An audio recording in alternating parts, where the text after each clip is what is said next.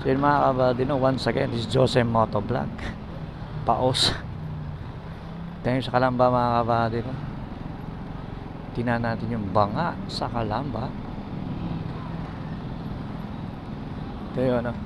Malapit lang to sa bahay ni Rizal, eh. Yung banga ng Kalamba. Tapos ito yung bahay ni Rizal. Yun, no. Bahay ni Rizal. Yung banga ng Kalamba at saka yung bahay ni Rizal mga kabady. Halos bandang yan mga kabady, magkatabi. Kalsada lang ang pagitan, ano. Banga ng Kalamba. Ayun mga kabady, pupunta tayo ngayon sa Rizal Coliseum, no. Dito lang yan mga kabady sa Kalamba, tapat ng Kalamba City Hall. Dito tayo.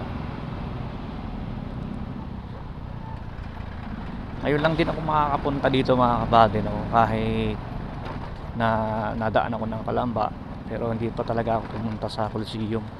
Ngayon pa lang. Sana hindi maraming tao ngayon, no.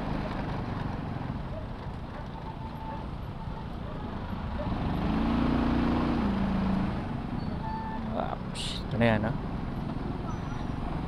Ito tayo sa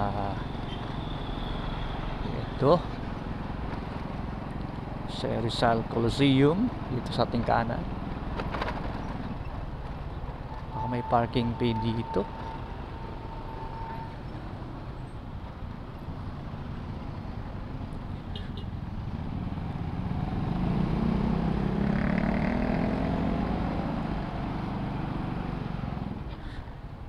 Walang parking pay dito.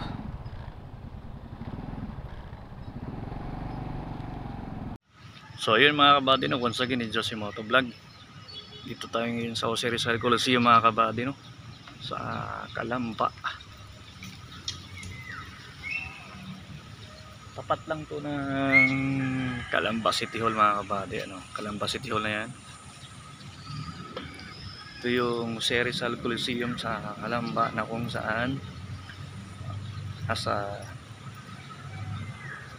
8,000 seating capacity yan. Itong Coliseum na ito mga kabady sa loob. Parang maliit lang siya tingnan sa labas, no? Pero ang laki niya sa loob mga kabady.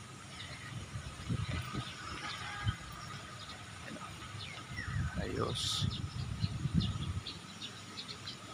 Sisilip lang tayo sa mga kabady, tapos uwi na rin. Pwes na rin tayo kasi tanghali na.